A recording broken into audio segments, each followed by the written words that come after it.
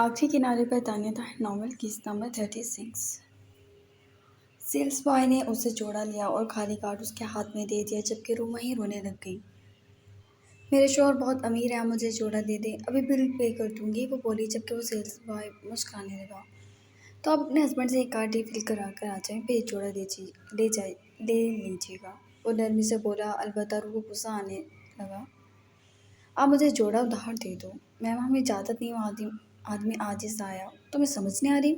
मुझे चाहिए ये। आप तो पागल खातून है।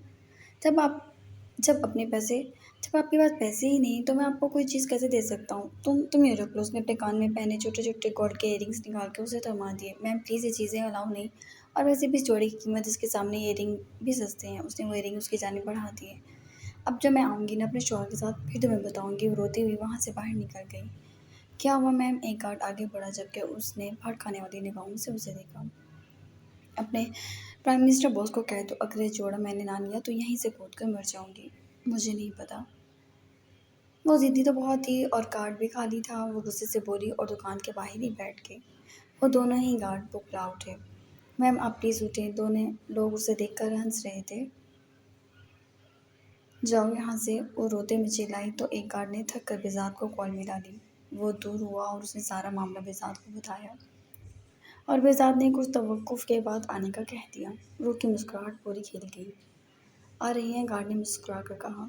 गार्ड ने सर हिलाया। वो हाथ झाड़ के ये हुई ना बात। वो सुकून से दूसरी दुकान में घुस गई। अचानक मुझे ऐसा लगा शादी ना करना यारो, पछताओगे सारी उम्र। वो दोनों ही गार्ड कवा थे जबकि दूसरा मुस्कुरा दिया। मुझे तो बहुत क्यूट लगता। चुप वो दूसरे ने कोरा तो पहला लब दबा गया।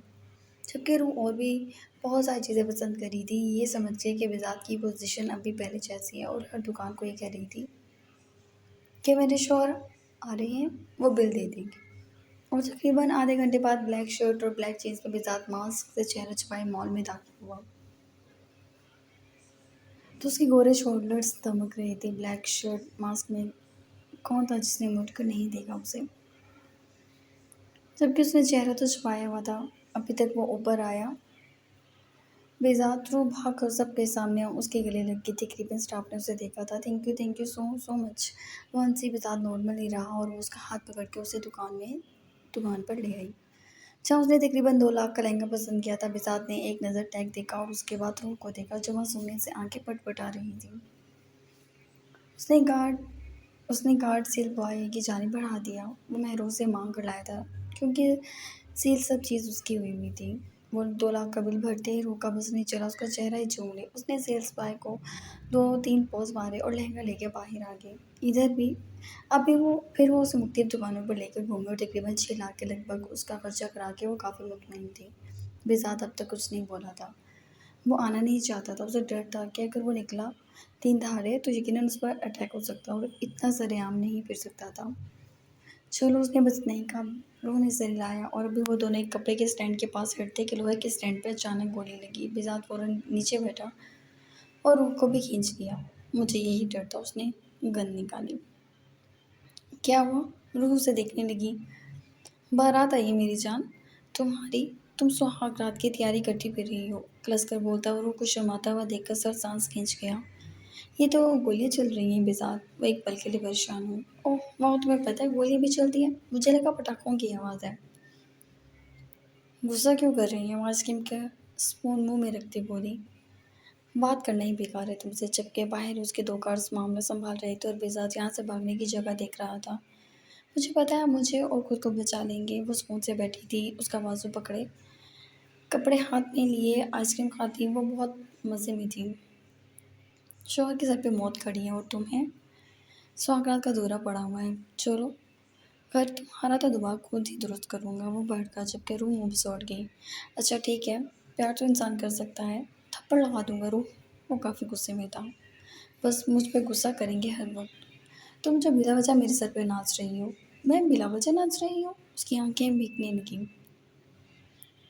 बस जब बस जब कहीं तुम्हारे अंदर ही ना उतार दूँ गोलियाँ। वो दांत पीस कर बोला और रूह को पीछे की तरफ ले जाने लगा। उसके दोनों गार्ड्स उन लोगों पर अटैक कर चुके थे जबकि सामने भी कम लोग थे। तभी वो भाग गए और ये उनके हक में अच्छा हो गया। बेजात उसे गाड़ी तक ले आया। उसके गार्ड्स उन दोनों को प्रोटेक्ट कर रहे थे। मालूम नहीं बेज़ात को एहसास हुआ ये गोलियां बेज़ात पर नहीं, रूह पर चल रही थी। उसने गाड़ी रिवर्स की और घुमाकर वो वहाँ से निकला था। मेरे शॉपिंग बैग्स पूरे हैं। रो को इसी चीज़ की फ़िक्र थी। वो पीछे झुक कर अपने बैग्स गिनने लगी और फिर वो उँगलियों पे गिनती। वो सर हिला गई जैसे मुतमईन हो गई हो और फिर अपने खाली हाथ देखकर वो पाँव पटक गई। मेरी आइसक्रीम गिर गई, वो सर चटक गई और बेज़ात ने आँखें सुकेट कर उसे देखा और सर नफ़े में हिलाने लगा। अगर तुम सुबह-सुबह थोड़ा नाश्ता दे दिया करो तो अच्छा हो जाएगा। शजर ने नरमी से उसका हाथ थामा। हाथ छोड़े मेरा, मैंने हॉस्पिटल जाना है। वो अपना हाथ छुड़ाने लगी। चली जाना, इस मरीज़ का तो इलाज कर जाओ। उसने उसे अपनी जानिब खींचा जबकि बलवशा ने तिरछी निगाहों से उठाई। काफ़ी ठंडी लाइन है। वो अपना हाथ छुड़ा के। मैं गर्म भी बोल सकता हूँ, तुम बर्दाश्त कर सकती हो? वो गहरी निगाह से देख रहा था जबकि बलवशा हाथ छुड़ा के। क्या खाना है? Pink lips. उसने इस तरह बोला कि बलवशा बस चौंक सी गई और शजर के दांत बाहर निकल आए। क्या कहा है आपने? जरा घूर कर पलटी। नथिंग स्पेशल, तुम आज जल्दी आ सकती हो। वो आईब्रो उचका गया। क्यों? वैसे ही, बीवी हो मेरी, कह सकता हूँ। मुझे दुनिया का हर काम पसंद है सिवाय इसके कि मैं आपकी बीवी बनूँ। तो ये बातें मुझसे ना करें, बेहतर होगा। उसके लिए पराठा बनाने लगी थी। शजर गहरा सांस भरकर उसे देखने लगा। प्रविश्या को कोफ्त सी हुई और वो मुड़ गई। क्या तुम्हें पता है एक अच्छे रिश्ते में क्या क्या होना ज़रूरी है? एतबार। वो फौरन पलटी। क्या तुम्हें मुझ पर एतबार है?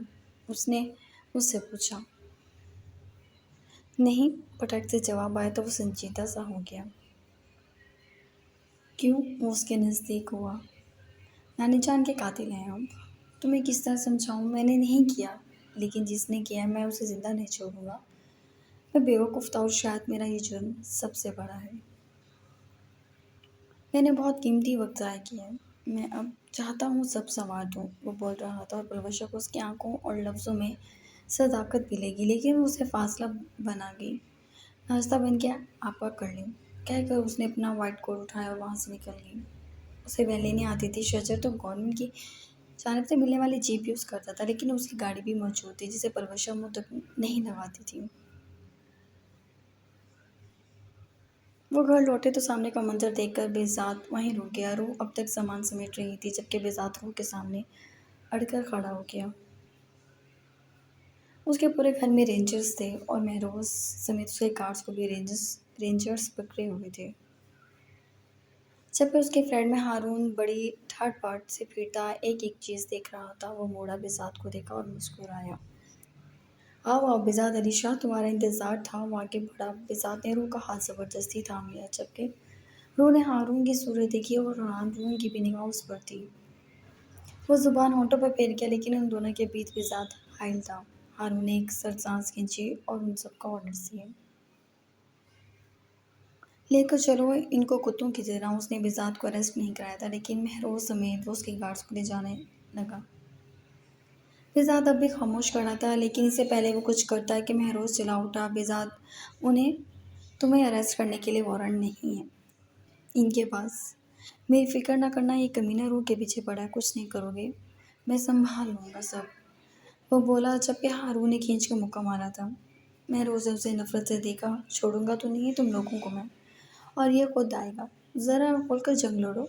अब कब तक चुप चुप कर खेलोगे बेज़ात अली शाह?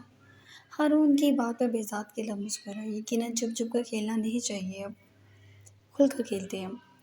वो रुका, हाथ पकड़ के अंदर आ गया। उसके अंदाज में तसल्ली थी, लेकिन फिलहाल तुम्हें मेरे आदमी को छोड़ना होगा। वो सुकून से सोफे पर बैठ गया। अरेस्ट वारंट है। कुत्ते की मौत ना मारा ना तुम लोगों को तो कहना कि किससे पाला पड़ा था तुम्हारा।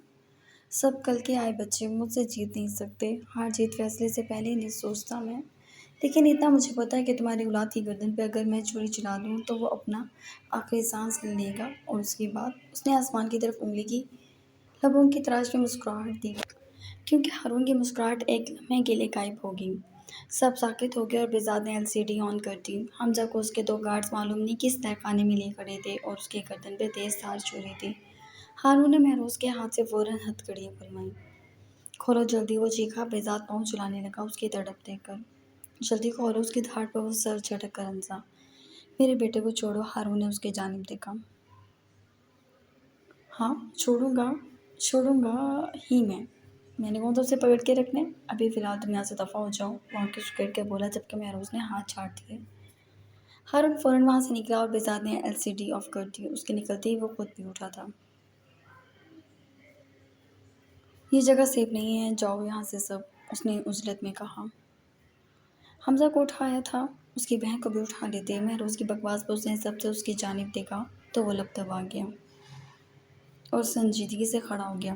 मैंने किसी को नहीं उठवाया, ये एआई से एडिट है, उसने कहा। तो महरोज़ समेत बाकी सभी परेशान हो गए। यकीनन हारून अपने घर में हमज़ा को देखकर यहाँ दोबारा आएगा और वो लोग पकड़े जाते तो उनके लिए कितनी मुश्किल थी, ये वो ही जानते थे। बेज़ार ने दंग खड़ी रूह का हाथ थामा, अपना बैग उठाया और वहाँ से निकल गया। लेकिन मेरा लहंगा, वो पलटी। मैं मर जाऊँगा, फिर पहन के नाच लेना, घूर के कहता वो इसलिए वहाँ से निकल गया, जबकि महरोज़ और बाकी सभी फरार हो गए। दूसरी तरफ हारून खौफज़दा सा घर पहुँचा और हमज़ा को वहाँ देखकर अपने बेवकूफ़ बने पे खून ही खौल गया था उसका। उसे शजर पर शक हो गया था, तभी उसने हर मामले में खुद से सब चीज़ देखने की ठान ली थी। बेज़ात पर भी वो हाथ नहीं डाल सकता था। तभी उसने महरोज़ और उसके बाकी बंदों को पकड़ने का सोचा था। वो दोबारा वहाँ पलटा, लेकिन वहाँ चिड़िया के पर के सिवा कुछ नहीं था और हथेली पर मुक्का मारता हुआ रह गया। बेज़ात बेज़ात दांत पीसता वो मुठ्ठियाँ भींच कर बंद कर गया। मालूम नहीं वो उसे कहाँ लेकर आया था। वो अलबत्ता काफ़ी गुस्से में थी। बेज़ात मुसलसल महरोज़ से राब्ते में था और उसे ये तसल्ली थी कि हारून के हाथ कुछ नहीं लगा। कुछ दिनों के लिए वो गायब हो जाना चाहता था, क्योंकि उसके बाद हारून के सर पे धमाका होने वाला था। महरोज़ ने गाड़ी का इंतज़ाम करके दिया था और उसे उसका कार्ड इस्तेमाल करने पर बातें भी सुना दी थी, क्योंकि वो तो खर्च करते हुए कभी नहीं सो सकता था। वो गाड़ी ड्राइव कर रहा था और साथ बैठी लड़की चने बुन रही थी। अगर भागते-भागते एक लहंगा ही उठा लेते तो क्या हो जाता? वो बुना रही थी, "वो हमारी जानों को खतरा है। हम छुपते फिर रहे हैं, तुम्हें उस लहंगे की पड़ी है?" वो थामत से बोला, "मुझे पहनना था।" उसने मुँह बस जोड़ लिया। "व्हाटएवर, मुँह बंद करो और सो जाओ।" वो बड़बड़ाती हुई उसकी जानिब से मुँह मोड़ेगी, जबकि बेसात गहरा सांस भर के गाड़ी की डिग्गी में पड़े लहंगे का सोचने लगा। अगर वो ना लाता तो ये लड़की यही हरकतें करती। शजर हारून के कमरे में दाखिल हुआ और हारून ने उसकी जानिब गुस्से से देखा। क्या हुआ सर? औकात में रहो अपनी। वो उठते ही दहाड़ा शजर ने पुरसुकून निगाहों से उसे देखा। तुम तुम मेरे टुकड़ों पर पलने वाले कुत्ते, तुम उसका साथ दे रहे हो। आपको कोई गलतफहमी हुई है। किसने बेज़ात को क्लियर किया है? वो फाइलें देखकर दंग था। उसने बेज़ात के खिलाफ केस किया था, लेकिन वो अप्रूव ही नहीं हुआ, क्योंकि उसका सारा डेटा पीछे से शजर अब्बास कर चुका था क्लियर, और उसका साथ मुबीन खान ने दिया। बेज़ात के इल्म में लाए बिना उन लोगों ने उसे पीछे एक्सपोज कर दिया था कि वो आईएसआई का बंदा है, और आईएसआई पर हाथ डाल देना आसान नहीं। उसके खिलाफ एक-एक बात उसके हक में शजर ने उतरवा दी थी। शायद वह खामोशी से अपनी गलतियों का मदह करना चाहता था, और उसने किया भी, और आगे भी उसका साथ देने का इरादा रखता था। जबकि वो जानता था उसे साथ की ज़रूरत नहीं। हारून का सच मुँह पर दिखाई दे रहा था। शजर सुकून से उसे तिलमिलाता हुआ देखने लगा। सर, आपको बहुत सख्त गलतफ़हमी है। मैं छोड़ूंगा नहीं तुम सबको, वो वार्न करता चीज़ें फेंकता उठकर चला गया। जबकि शजर उस खाली कमरे को देखने लगा जहाँ वो अपना कहर बरसा रहा था। शजर को अंदाज़ा था हारून अभी सुकून से नहीं बैठेगा। वो छुट्टियाँ लेने आया था और सिग्नेचर उसने कराई और वो वहाँ से निकल गया। उसका रास्ता पलवशा के अस्पताल की जानिब था। वो अस्पताल में दाखिल हुआ तो वह इमरजेंसी में किसी पेशेंट को चेक कर रही थी। वो उसकी जानिब आया, उसके पेट पर चोट की काटी और पेशेंट के साथ बैठ गया। वो बेचारा अपने ज़ख्मों से निढाल था। मेरे साथ डेट पर चलोगी? उसने सुकून से पूछा। शजर, उसने पहली बार गुस्से में ही सही नाम तो लिया था। ज़हर नसीब, आज तो मैं खुश ही हो गया। वो पेशेंट पर लुढ़क गया, जबकि पेशेंट हाय हाय करने लगा। क्या बदतमीज़ है, बदतमीज़ी, हटे यहाँ से। परवशा ने ज़रा शर्मिंदगी से उसे दूर खींचा। सॉरी, मैं तुम्हें चेक करने नहीं दूंगा। पहले तुम मेरे साथ चलोगी? छुट्टियाँ लो, हम किसी ठंडी और खूबसूरत जगह पर चलेंगे। आप अपना मुंह बंद रखें और अपनी ड्यूटी पे जाएं। पलवशा ने घुटते हुए इंजेक्शन उठाया। यार, ये बीवियाँ इतनी चिक चिक क्यों लगा कर रखती हैं? वो पेशेंट को घूरने लगा। वो फिर हाय हाय कर रहा था। तू तो मुंह बंद कर। वो उठकर फिर से उसके पीछे पीछे हो लिया। देखो मान जाओ वरना मैं अस्पताल सर पे उठा लूंगा। वो उसे धमकाने लगा। ये इमरजेंसी वार्ड है, अब यहाँ तमाशा न लगाएं। तो क्या हुआ? मैं भी पेशेंट हूँ, मेरा इलाज करो पहले। वो उसका हाथ पकड़ के बोला। कहाँ चोट लगी है आपके? वो घूर कर आजीज आने लगी थी। दिल में वो मुस्कुराया। मेरे पास दलाइल नहीं। उसने अपना हाथ छुड़ा लिया और बेरुखी से गुजर गई। सारा स्टाफ दबा दबा मुस्कुरा रहा था, जबकि पलवशा ने सबको गुस्से से घूरा क्योंकि वो उस वक्त यहाँ सीनियर थी। ठीक है, जिसम पर लगी चोटों का एतबार है। उसने इधर उधर देखा, सामने घड़ी देखी और सीधा अपना सर कांच पर दे मारा। चनाके से कांच रेजा रेजा हो गया और उसके सिर से खून निकलने लगा। हर दूसरा शख्स साख्त हो गया। पलवशा भी खौफजदा सी उसे देखने लगी। उसके सर से खून निकलने लगा। काफ़ी छोटी चोट लगी है, मगर चोट तो है। Doctor, I need you. वो उसको से स्ट्रेचर पर लेट गया, जबकि पलवशा को चार ने चार उसके पास आना पड़ा। उसने पर्दे आगे किए और गुस्से से उसे देखने लगी, जबकि वो मुस्कुरा रहा था। मैं आपके साथ कहीं नहीं जाऊंगी, तो बेहतर है बैंडेज लगवाएं और जाएं। उसने झुककर उसके पेशानी पे बैंडेज लगाई। शजर ने वहीं उसकी कमर में बाजू डाल लिया। उसका भारी हाथ अजीब एहसास लिए हुए था। वो एकदम उसे अपनी सीमत खींच गया। शजर, पलवशा कपकपा से गई। उठा कर ले जाऊंगा, मुझसे जिद ना लगाओ। उसके कान के नज़दीक वो बहुत मध्यम लहजे में बोला था, जबकि पलवशा सांस हलक में उतार के। तुम्हारे हेड से बात कर ली है, उसने बखुशी तुम्हें छुट्टियां दे दी हैं। अब मैं गाड़ी में वेट कर रहा हूँ, तुम्हारा आ जाओ। कहकर उसने हल्का सा उसके गालों को छुआ, कहीं वो ज़्यादा गुस्ताखी पर मर ही ना जाए, और वहाँ से उठकर चला गया। पलवशा उसी बेड पर बैठ गई। पहली बार उसके दिल की धड़कनों में शोर सा बरपा था।